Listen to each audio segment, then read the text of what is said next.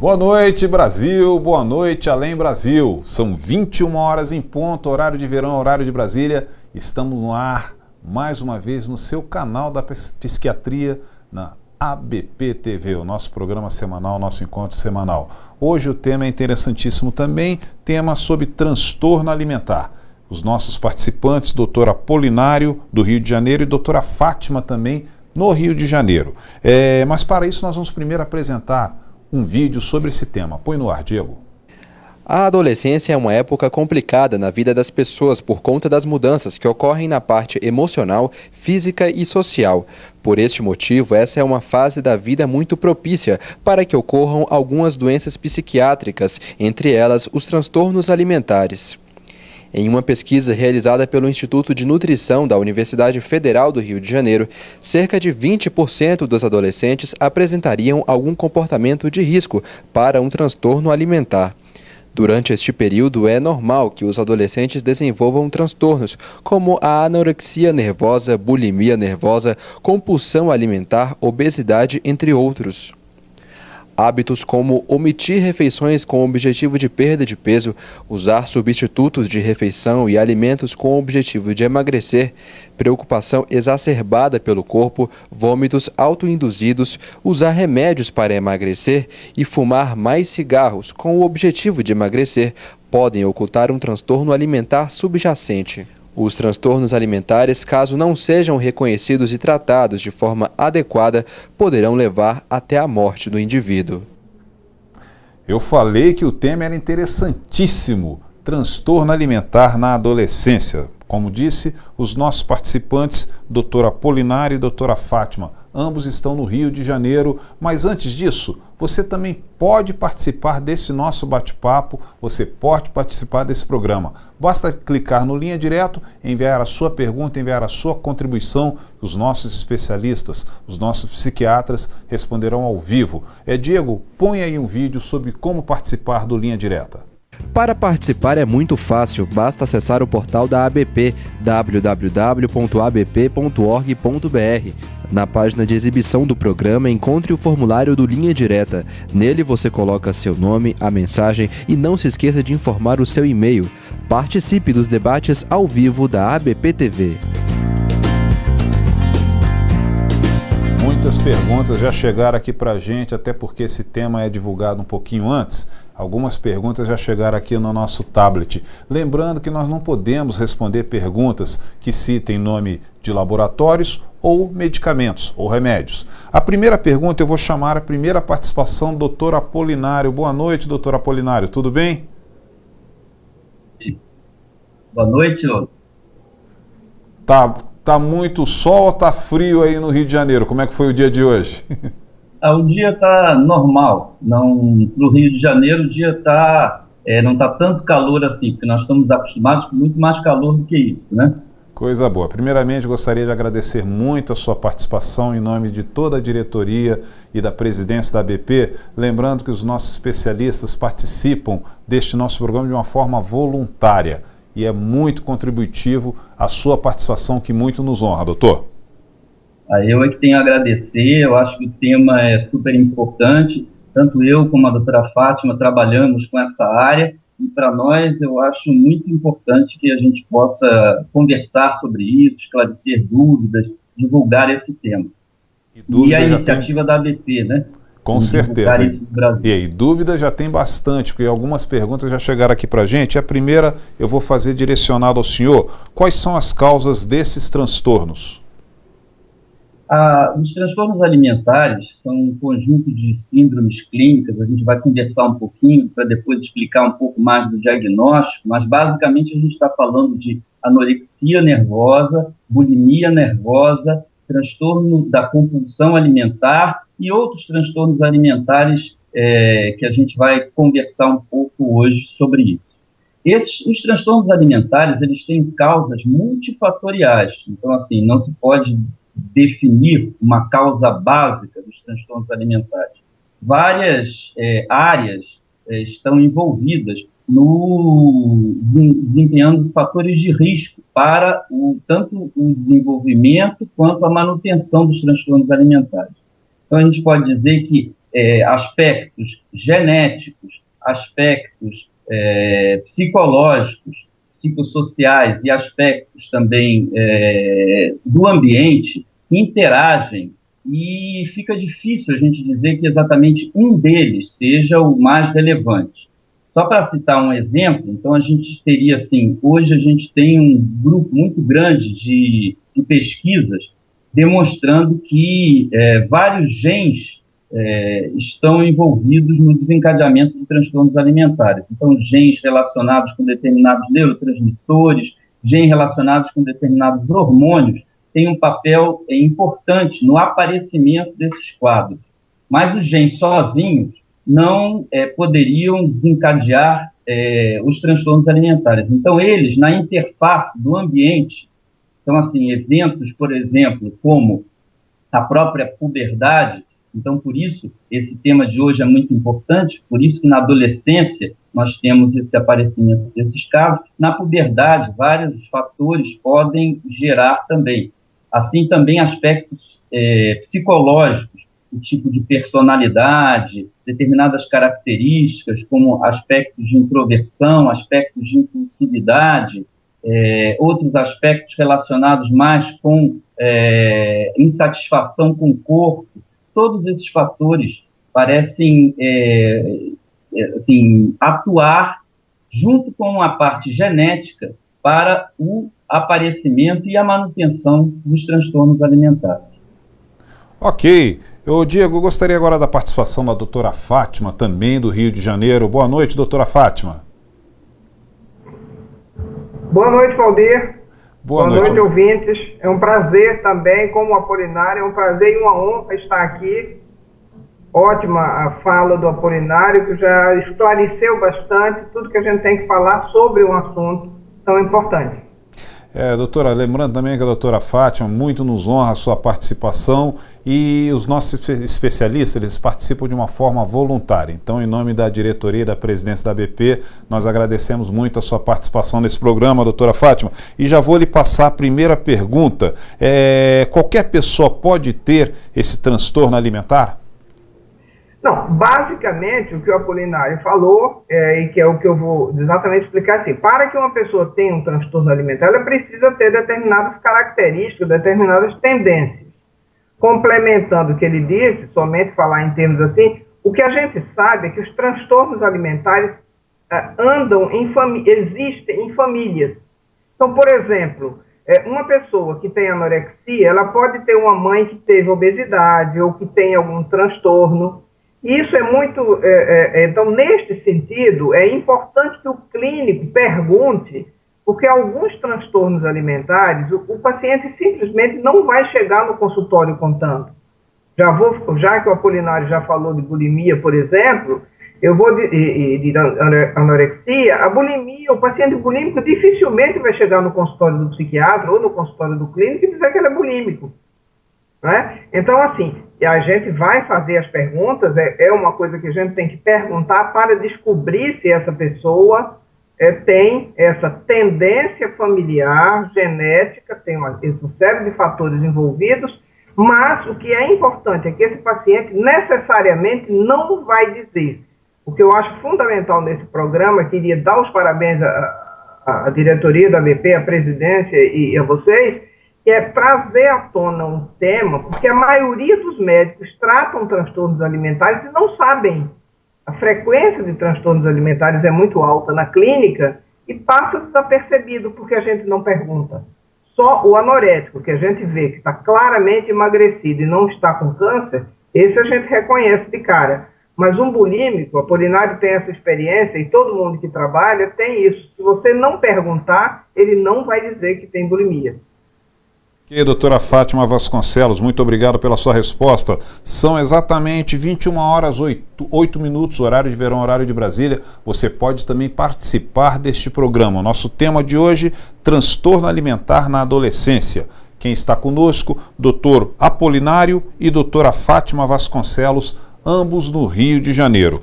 Diego, vou chamar de novo o doutor Apolinário aqui para responder a pergunta desse internauta, perguntando se é possível uma criança ter transtorno alimentar. Valdir, essa pergunta é bastante interessante. Uma criança pode ter um transtorno alimentar, alguns transtornos alimentares, mas a anorexia tende a começar em idades bem, eventualmente, mais cedo. Por exemplo, pode ocorrer um quadro de anorexia nervosa já com 14, 13, 14 anos, às vezes até um pouquinho antes. Tá? Na bulimia nervosa, geralmente é mais raro você encontrar um aparecimento em idades muito abaixo da adolescência, abaixo dos 15, 16 anos. Tá? Claro que isso sempre a clínica nos surpreende, mas tende a ser assim. E no transtorno da compulsão alimentar também tende a aparecer um pouquinho mais tardiamente, na adolescência, mas a adolescência mais tardia. Então, assim, todos esses quadros, eles tendem a aparecer muito cedo, tanto na adolescência como, às vezes, já na infância.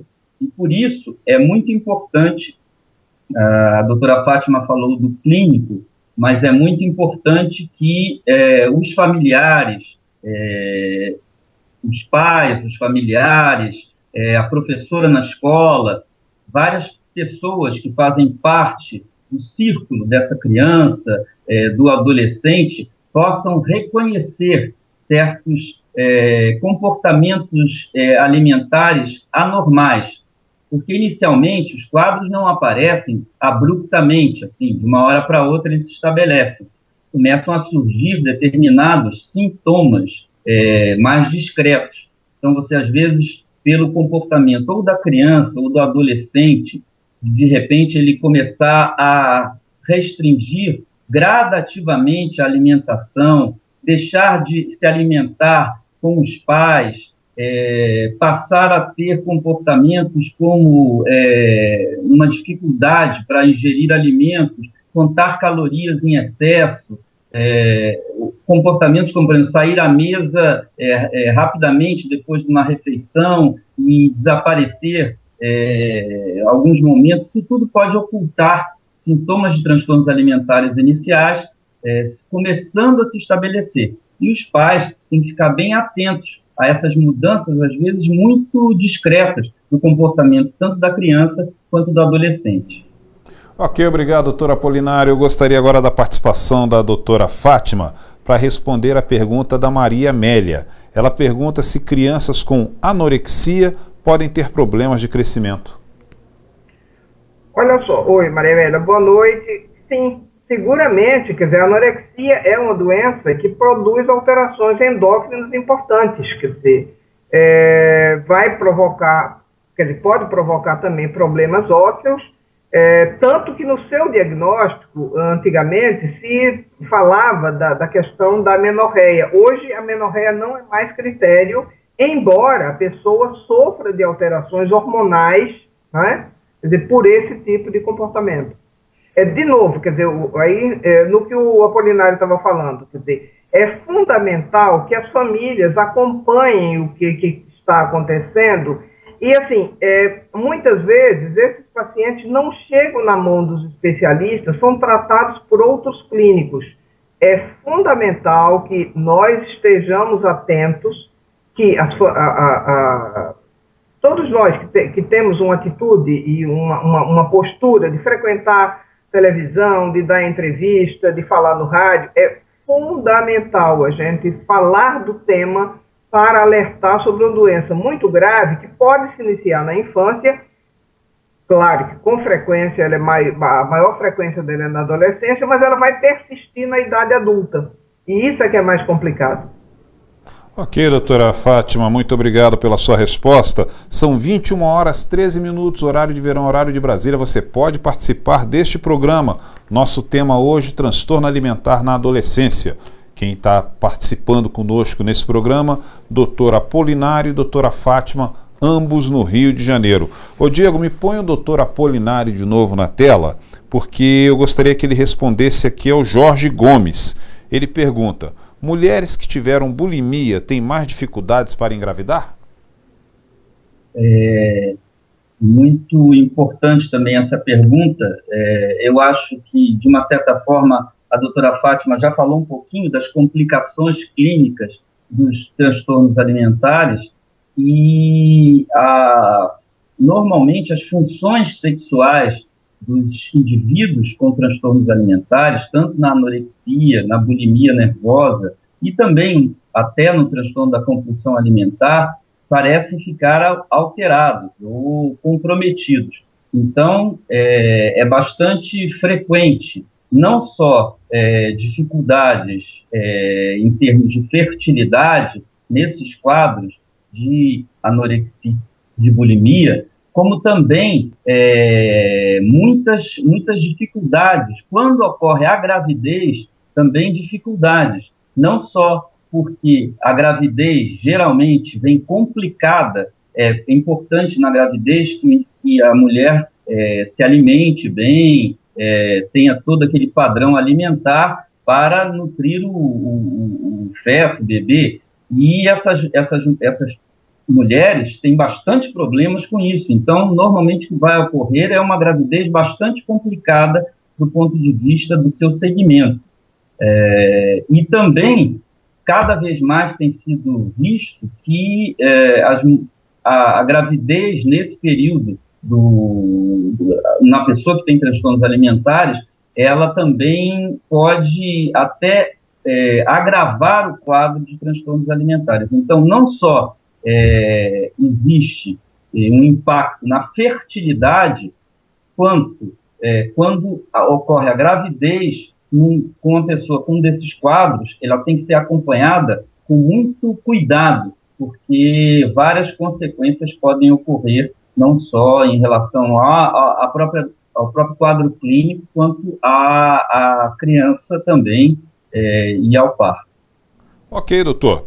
Eu gostaria agora que a doutora Fátima respondesse essa pergunta da Maria Regina, a doutora Maria Regina Rocha Ramos. Ela pergunta: há um conceito psicoterápico mais apropriado para o tratamento dos transtornos alimentares, doutora? Olha só, sim. Oi, Maria Regina. O seguinte, eu sou uma psiquiatra que faço muito psicoterapia, fui coordenadora do departamento de psicoterapia da ABP e acho que é fundamental para o tratamento dos transtornos alimentares que a gente acompanhe com psicoterapia. Porque existe uma série de alterações, não só alteração, basicamente a alteração da imagem corporal, que é a coisa mais grave, e na verdade, quando a gente avalia a recuperação, o que é mais difícil, a gente vai tratando com 1 ano, 2 anos, mas só às vezes no 3º ano da psicoterapia, é que a pessoa começa a demonstrar alterações e ela começa a se ver corretamente.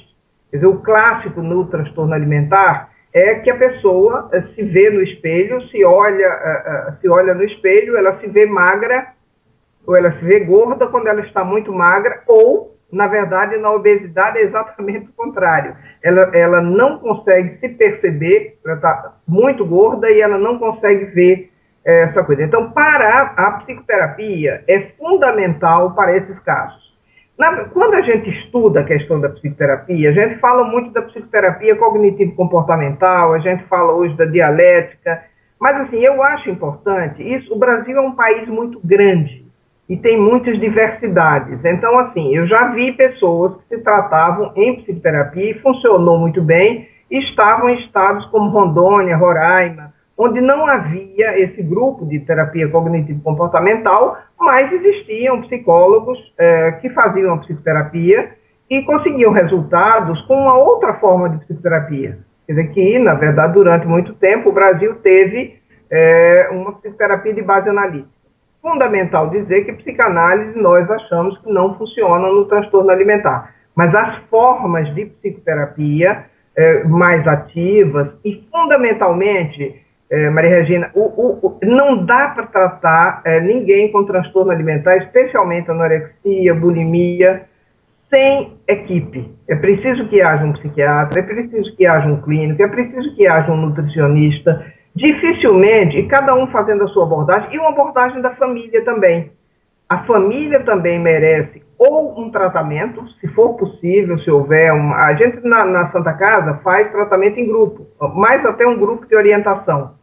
Mas, no mínimo, vale a pena uma técnica, um instrumento que a gente utiliza muito para tratar os pacientes, que que é a psicoeducação. A psicoeducação significa um conjunto de informações que a gente tem sobre a doença e que a gente informa o paciente para que ele se mantenha informado, possa avaliar e possa modificar o que ele está apresentando.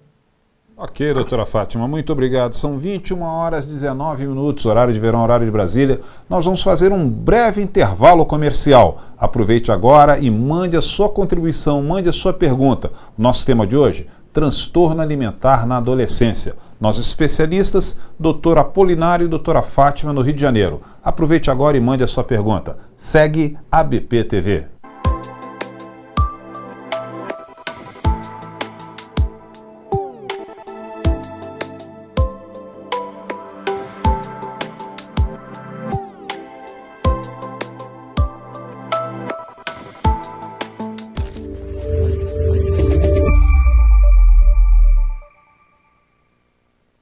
Além do site oficial da ABP, você também pode se comunicar com a Associação Brasileira de Psiquiatria pelas redes sociais. Curta a nossa página no Facebook, facebook.com/abpbrasil.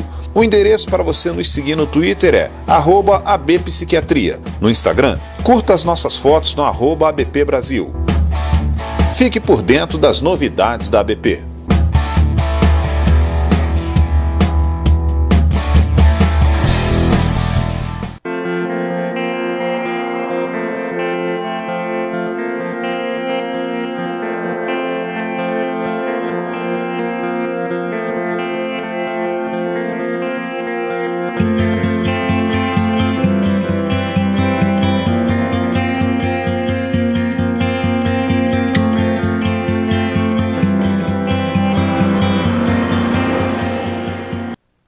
Para participar é muito fácil, basta acessar o portal da ABP, www.abp.org.br.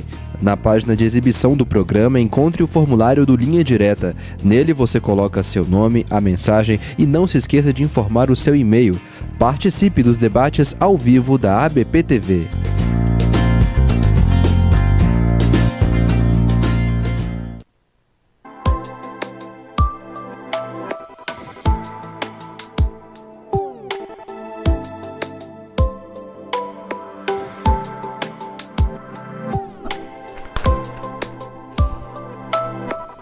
(21h22), horário de verão, horário de Brasília. Estamos no ar com a ABP TV aqui no seu canal da Psiquiatria. O nosso encontro semanal de todas as segundas-feiras.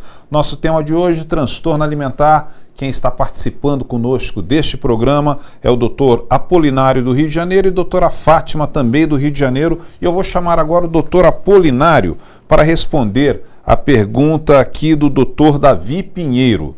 Doutor Apolinário, ele diz: atendo uma paciente anoréxica de 15 anos que mora numa cidade do interior de Pernambuco de apenas 23 mil habitantes. Como explicar o aparente aumento do número de casos de anorexia nervosa em cidades menores? Se eu entendi bem, ele pede alguma forma de explicação para esse aparecimento, é isso? O aumento do número de casos de anorexia nessas cidades menores. Ah, sim. Ótima, excelente pergunta também.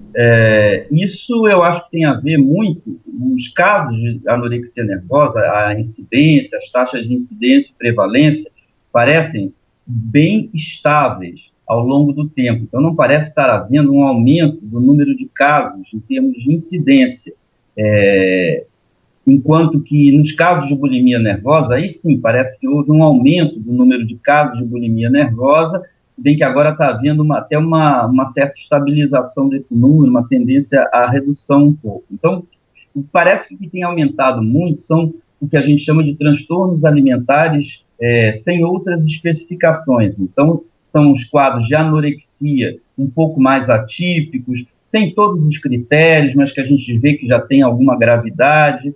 Eu acho que dois fatos podem estar acontecendo. Pode ser que você esteja diante de um caso desse, mais atípico, que tenha ocorrido realmente um aumento da ocorrência, e o outro ponto é a disseminação da informação. Eu acho que, muitas vezes, esses casos eles aconteciam sem dúvida, mas eles não chegavam nem a tratamento, eles passavam, como a doutora Fátima falou, sem ser percebidos, tanto pelos clínicos quanto pelos familiares, só aconteciam mesmo de quando os casos chegavam a um ponto extremo, de uma gravidade extrema, tanto clínica, como, por exemplo, um quadro grave de alteração de eletrólitos sanguíneos, né, que a pessoa teve uma alteração cardíaca, ou então quando a pessoa tinha uma complicação psiquiátrica, um risco de suicídio, aí sim esse caso chegava às mãos do psiquiatra. Então, eu acho que o que está havendo hoje em dia é uma disseminação maior de informação e as pessoas estão procurando um pouco mais cedo tratamento. Então, por isso é que eu acho que a gente está observando isso. E também quadros assim, iniciais, não completos dessas síndromes, desses quadros maiores, né, digamos assim, da anorexia. São meninas que já apresentam uma importante perda de peso, não chegam a uma gravidade. A gente não falou do diagnóstico, mas a anorexia nervosa, então, seria um peso extremamente baixo, um nível de peso bastante baixo, considera-se assim, um índice de massa corporal de 17,5, índice de massa corporal é a relação do peso sobre a altura ao quadrado.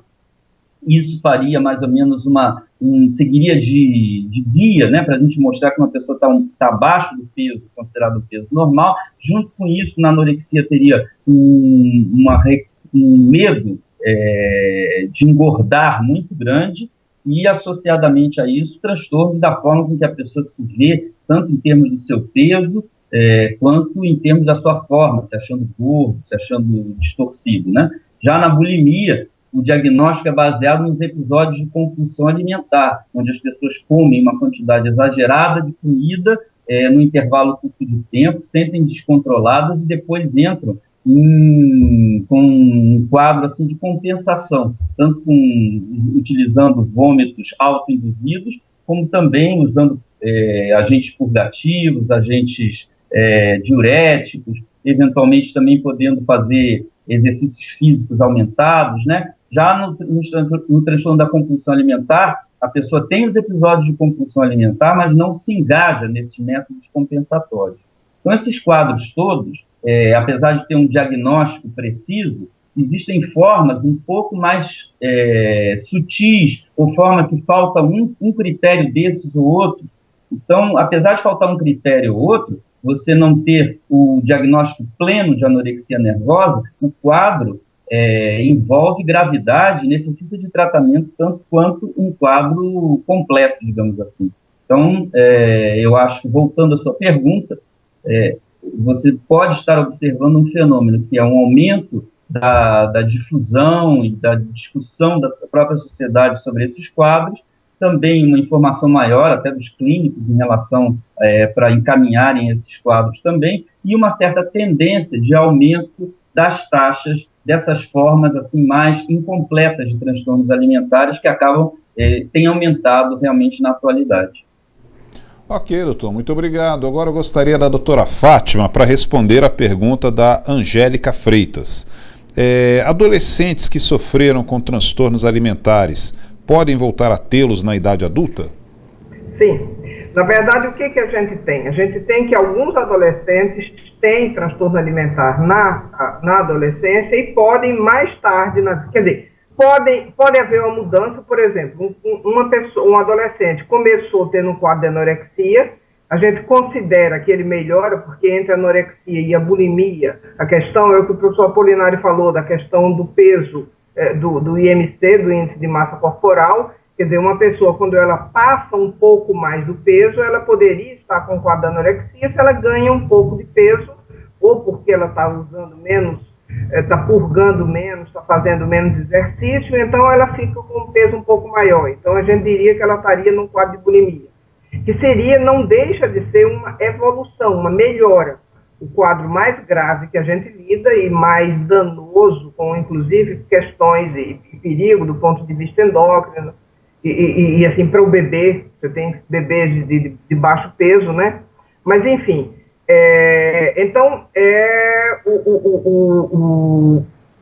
o fato é que hoje a gente está vendo pessoas que passam a ter quadros de bulimia e muitas vezes de anorexia, que nunca tiveram na adolescência, na idade adulta e até em idosos.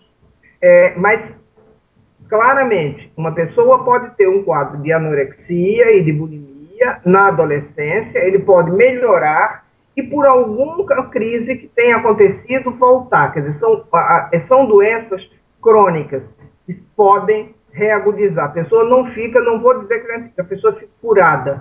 A gente fala de recuperação do paciente e o quadro pode voltar.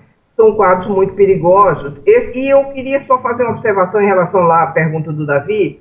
O que hoje acontece é que a televisão atinge o Brasil inteiro. Então, embora a gente viva em grandes cidades, as cidades do interior hoje conhecem todas as novelas da Globo, todas as novelas da Record, todos os filmes. Quer dizer, então hoje você tem uma diversidade, assim, e as pressões em relação ao comportamento, ao que é belo, terminam indo para esses lugares e as pessoas então podem entrar nessas crises. Obrigado, doutora Fátima.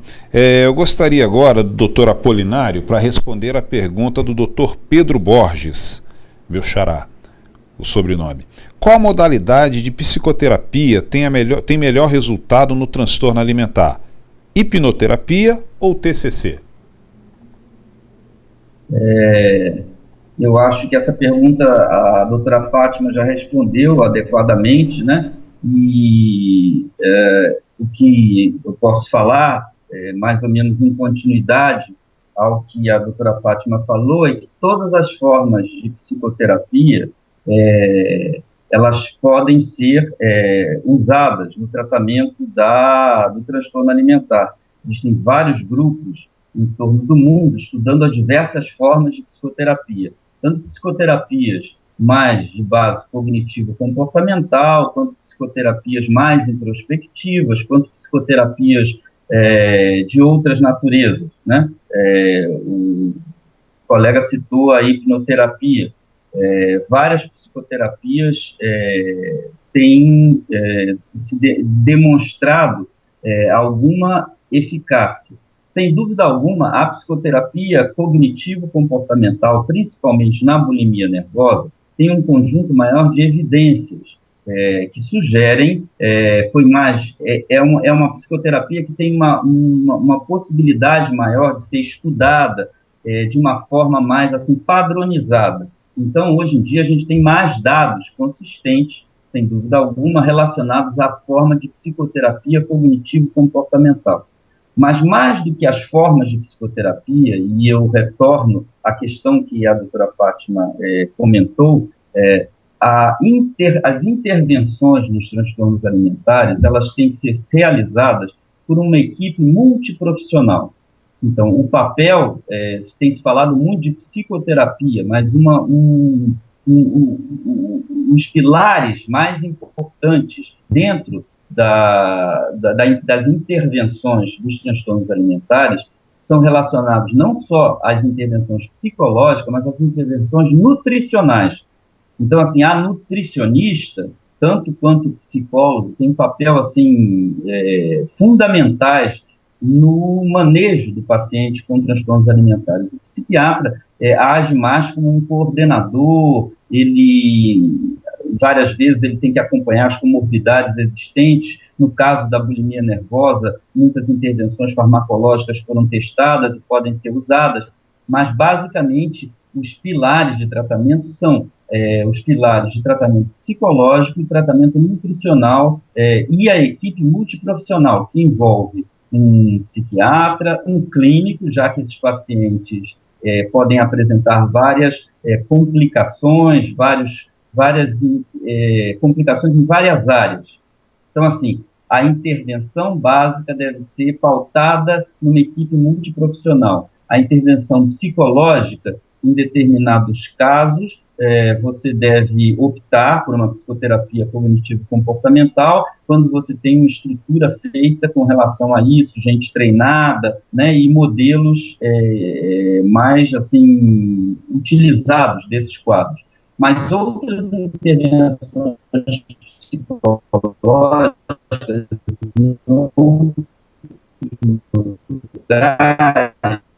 não... Temos um pequeno problema de conexão aqui com o doutor Apolinário, e eu vou aproveitar e perguntar para a doutora Fátima, Diego, você me conecta com ela? A Yasmin Caula, ela pergunta se é possível um ou uma adolescente passar de uma anorexia para uma obesidade.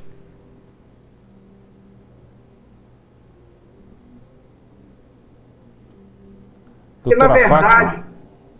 Oi. Pois não, pode responder. Muitíssimo obrigado pela pergunta, porque deu margem a gente falar exatamente isso. Na verdade, uma pessoa que tem problemas emocionais e que esses problemas se refletem na conduta alimentar, essa pessoa pode sair de um quadro de anorexia para vir para um quadro de obesidade. Não é o mais comum, mas isso de fato pode acontecer, porque o problema de base é a alteração da imagem corporal. E a pessoa doutora, pode perder o controle. 20 minutos nós Oi? vamos fazer. Alô? Tá me ouvindo, doutora? Tô ouvindo. Ok, eu agradeço a sua resposta. Nós vamos fazer um breve intervalo comercial. Voltaremos em seguida com o nosso último bloco sobre esse tema interessantíssimo, transtorno alimentar na adolescência. Quem está participando conosco neste programa, doutor Apolinário do Rio de Janeiro e doutora Fátima também do Rio de Janeiro. Basta enviar a sua pergunta que eles respondem ao vivo. Segue a ABP TV.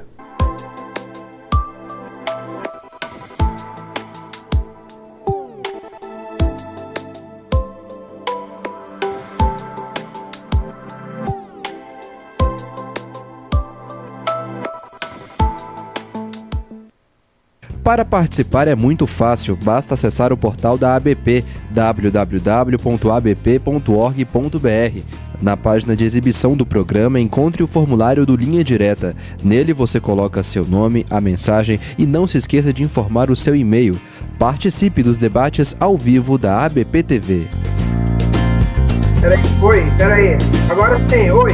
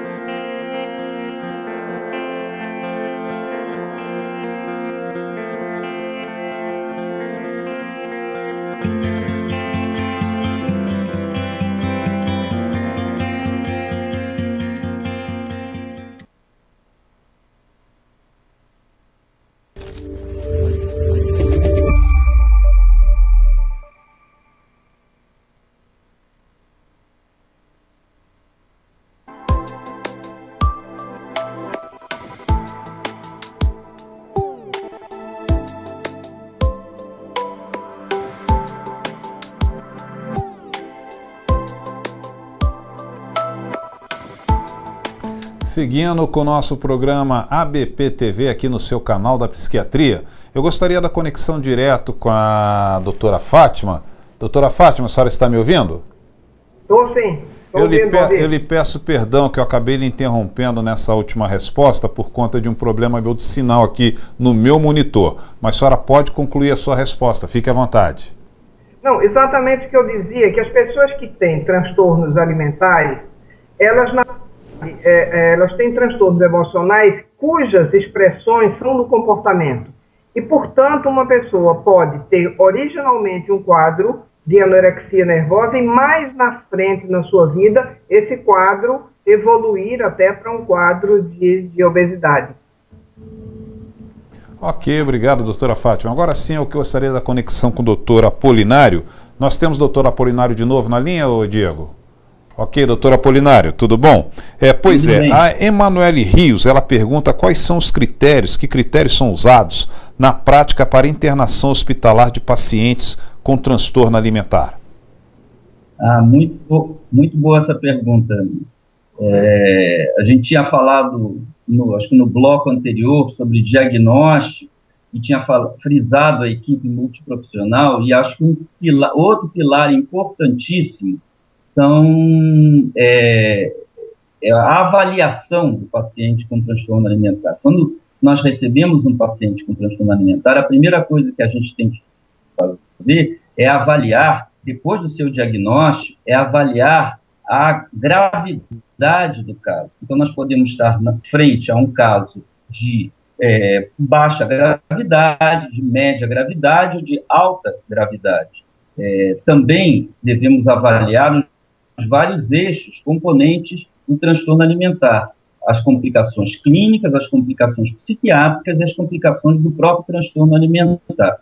Isso faz com que a gente tenha que avaliar, por exemplo, num caso de anorexia nervosa, basicamente o que a gente avalia é o peso. Então, determinados critérios, como um peso inferior a um índice de massa corporal inferior a 15, né?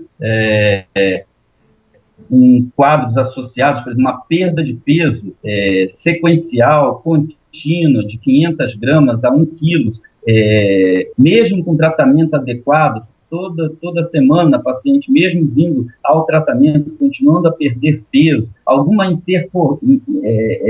complicação associada, psiquiátrica, um quadro depressivo associado, risco de suicídio, alta impulsividade, tudo isso podem fazer parte de uma avaliação de risco, e dependendo do risco, pode ser que um caso grave e com alto risco, a melhor conduta seja a hospitalização desse doente, para que ele possa recuperar inicialmente o seu peso inicial, para que aí sim as intervenções possam vir a funcionar. A mesma coisa no caso de bulimia nervosa, se bem que muito menos frequentemente a gente interna uma pessoa com bulimia nervosa, mas também episódios de compulsão alimentar e manobras inadequadas de controle de peso, vômitos autoinduzidos, muito frequentes, cerca de 2, 3 episódios por dia, associados a complicadores de índice de comorbidade psiquiátrica, alta impulsividade, risco de suicídio, podem, às vezes, em uma tentativa de tratamento ambulatorial que não está respondendo adequadamente, apesar dela estar vindo com frequência, intensivamente a um tratamento ambulatorial, fazem com que a gente possa ter que indicar uma hospitalização para bloquear esses episódios incontroláveis, para que o paciente possa seguir em tratamento ambulatorial.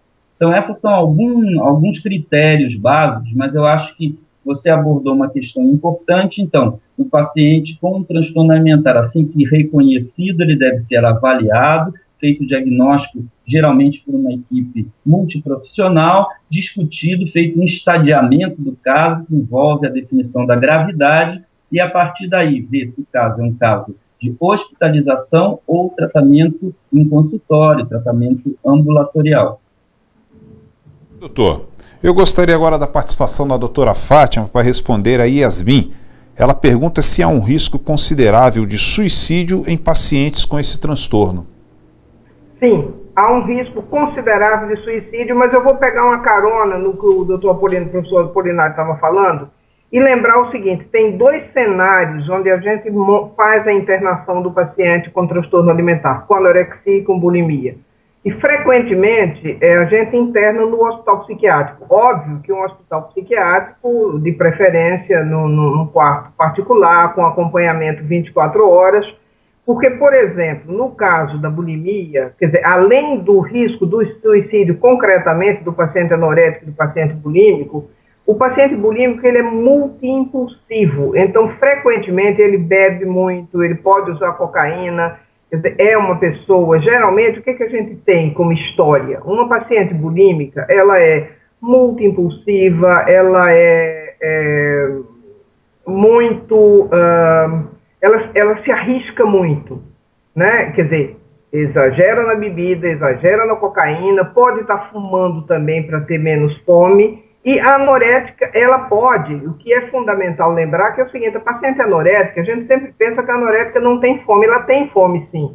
Então, muitas vezes, a paciente com anorexia, ela usa medicamentos para emagrecer porque ela não quer ter fome. Ela tem fome e se recusa a se alimentar porque não quer ganhar peso.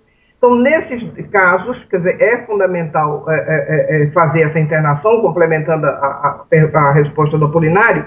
E voltando para a pergunta que me foi feita, existe sim risco de suicídio, tanto no paciente anorético como no paciente bulímico. São pessoas que podem ter um quadro associado de depressão. É fundamental lembrar, tanto a anorexia como a bulimia tem com frequência um quadro de depressão grave associado. Então, nesses quadros, a vida não vale muito, o paciente se desespera e por isso que muitas vezes o hospital psiquiátrico é melhor para internar, porque é mais fácil você controlar um paciente dentro do hospital psiquiátrico do que num hospital clínico, em que é muito fácil a paciente. Eu já tive uma paciente internada no hospital clínico e ela armou um tal escândalo que ela conseguiu a façanha de, com um dia, ter alta administrativa do hospital. Ok, doutora Fátima, obrigado pela sua resposta. Eu vou pedir agora a participação de novo do doutor Apolinário para responder a sua colega, a doutora Maria Regina Rocha Ramos. Ela pergunta se a questão cultural do enquadramento corporal contribuiu para o aumento dos transtornos alimentares. Ótima questão também da parte de imagem corporal. Eu acho que o que você questiona dessa parte de enquadramento seria mais a influência da imagem corporal, né, ou mais relacionado com os ideais de beleza, com todos os aspectos relacionados com a nossa cultura. Eu acho que quando eu falei com relação a fatores de risco, eu passei por alto. Um dos fatores de risco bastante importante, normalmente, dos transtornos alimentares é a insatisfação corporal, e a insatisfação corporal está muito relacionada com o padrão da nossa cultura. A nossa cultura é uma cultura que, assim, determina um ideal de beleza muito, assim, restritivo, né, de mulheres muito magras, e associa beleza a esses ideais de mulheres muito magras. Hoje em dia, até que eu acho que está havendo um pouquinho, acho que por tanto questionamento, por tanta pressão, né, começa a se ver algumas modelos usar modelos que eles chamam plus size, e incluir essas pessoas no desfile, mas ainda é muito tímido isso. Então, acho que hoje em dia a gente vive uma cultura muito centrada nessa imagem dessa mulher extremamente magra, do homem extremamente magro e musculoso ao mesmo tempo, quer dizer, com baixo teor de cultura e musculoso. Então, todos esses ideais de beleza são pressionados pela mídia, todo um conjunto social, não só pela mídia, como pelos nossos pares, pelas pessoas que estão à nossa volta, fazendo com que as pessoas, eu acho que nessa época da adolescência, a gente está discutindo transtornos alimentares na adolescência, sofram uma pressão e, às vezes, uma contradição muito grande em termos da formação da sua imagem corporal. Essa pressão exagerada e essa perturbação na formação de uma imagem corporal, sem dúvida, cada vez mais está sendo demonstrada que é um fator de risco, um desencadeante dos transtornos alimentares na nossa sociedade. Ok, doutor, muito obrigado. Temos recebido aqui muitas perguntas, mas tem algumas que nós não podemos fazer, nós não podemos responder perguntas que constem nomes de laboratórios ou medicamentos. Mas a doutora Fátima vai responder aqui ao Claudemir Braga.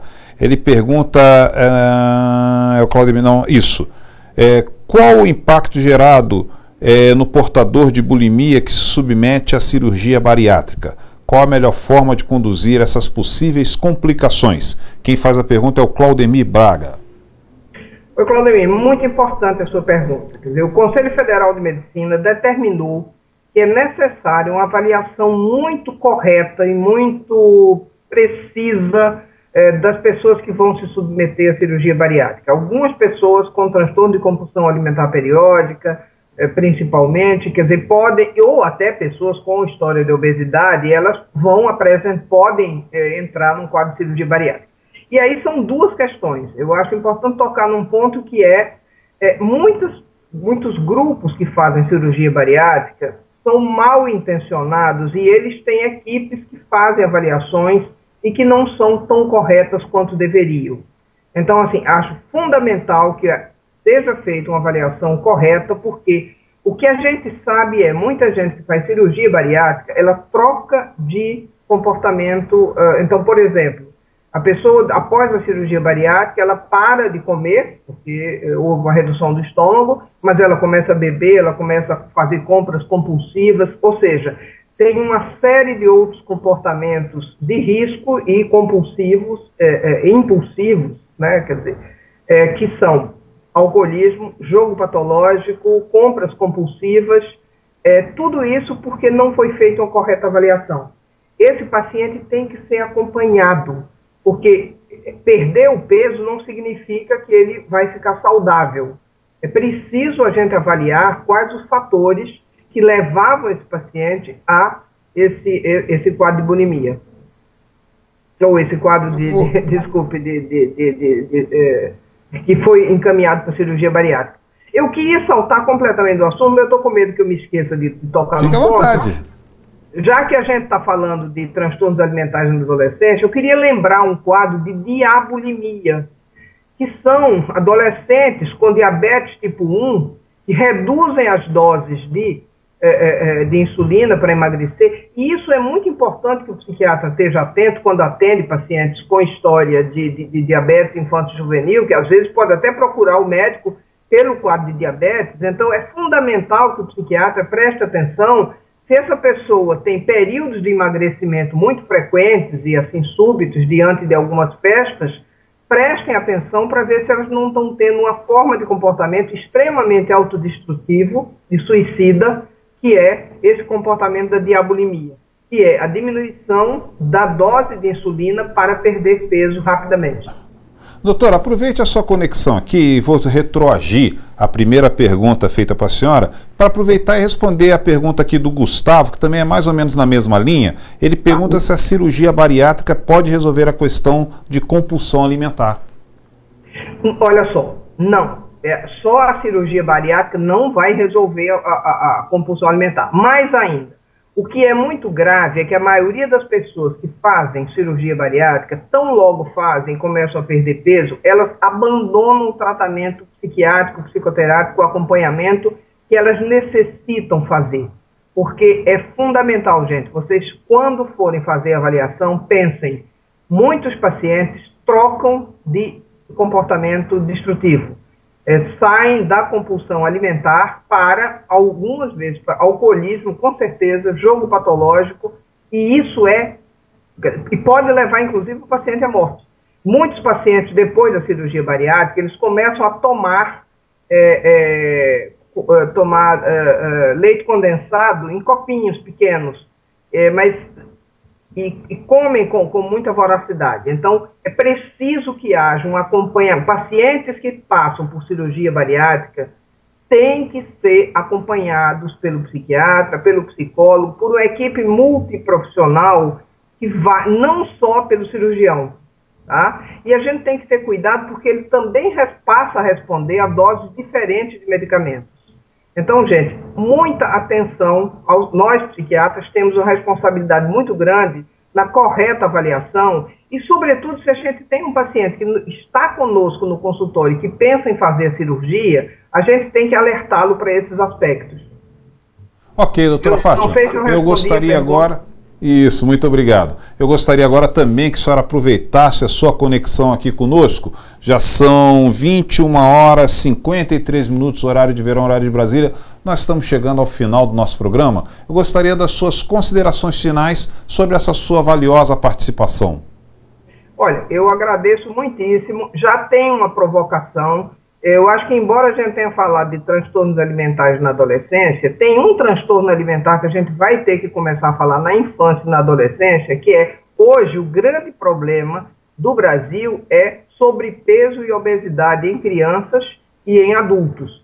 Então, na verdade, e nós psiquiatras temos uma enorme responsabilidade sobre isso, e frequentemente nós vemos os nossos pacientes no consultório ganhando peso ou pelo uso de medicamentos ou pelas próprias patologias que eles têm. Então, é fundamental que a gente preste atenção na anorexia, na bulimia, na diabulimia, no transtorno de compulsão alimentar periódico, mas também é fundamental que a gente preste atenção em que qualidade de vida o nosso paciente está tendo.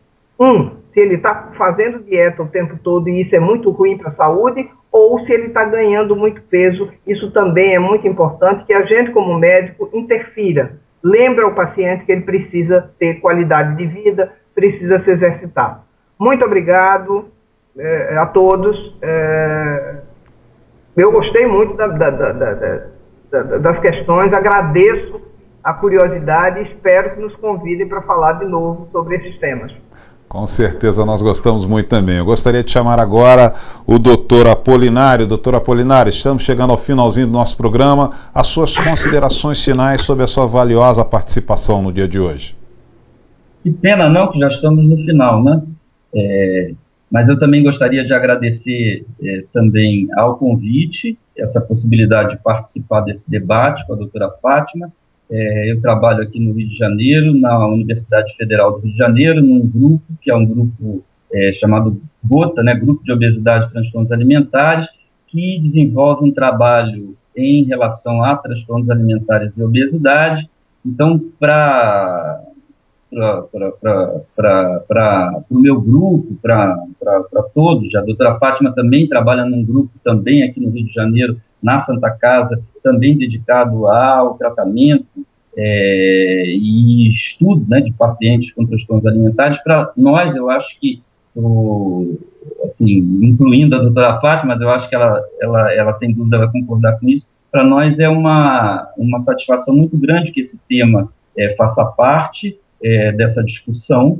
Acho que se eu tivesse que, assim, ressaltar determinados pontos, eu acho que a gente pode ressaltar que a adolescência é um período muito importante para o desenvolvimento de transtornos alimentares, que os pais, os familiares devem estar atentos a sinais indiretos de transtornos alimentares, dificuldades alimentares, comportamentos assim estranhos que os seus filhos ou pessoas da família possam desenvolver durante esse período, procurar o mais rapidamente possível uma equipe multiprofissional especializada em tratamento de transtornos alimentares. Em determinados lugares vai ter uma equipe dedicada a isso, outros vão ser profissionais isolados, mas que vão trabalhar juntos, mas que chegue a essa equipe, que se discuta o diagnóstico, que se tenha um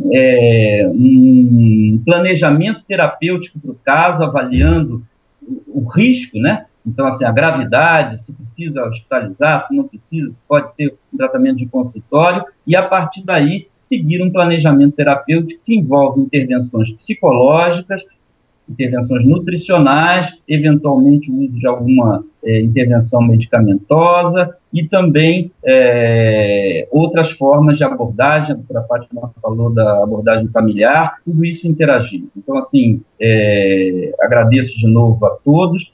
Me sinto satisfeito de poder ter falado sobre esse tema, porque acho que é super importante a gente discutir isso com a sociedade em geral, com os profissionais de saúde. Muito obrigado. Obrigado, doutor. Mas antes de eu encerrar o programa, Diego, eu vou pedir para você colocar aqui na tela, só para lembrar aos nossos internautas, aos nossos audientes, ao nosso público, as nossas redes sociais. facebook.com/abpbrasil, Twitter, @abpsiquiatria, Instagram, @abpbrasil. Agora sim, São 21 horas, 5 minutos, horário de verão, horário de Brasília. Nós estamos chegando ao final do nosso programa. Gostaria muito de agradecer a participação. Vou falar o nome todo, eles pediram para serem chamados só pelo nome de guerra, o nome conhecido, mas agradeço a participação do Dr. José Carlos Apolinário e a doutora Fátima Vasconcelos. Ambos estão no Rio de Janeiro. Agradeço muito a presença, a companhia de vocês aqui neste programa. Mais uma vez eu falo, muito nos honra a participação desses especialistas que participam de uma forma voluntária aqui no nosso programa, no nosso canal da Psiquiatria, no programa TV ABP. E agradeço principalmente a você, participante que esteve conosco nesses 65 minutos de programa, participando, enviando a sua contribuição, enviando a sua pergunta. Lembrando que na próxima semana, segunda-feira, às 21 horas, horário de Brasília, nós temos um novo encontro marcado aqui na sua ABP TV. E o tema será divulgado no decorrer desta semana. Tenham todos uma ótima semana, fiquem com Deus.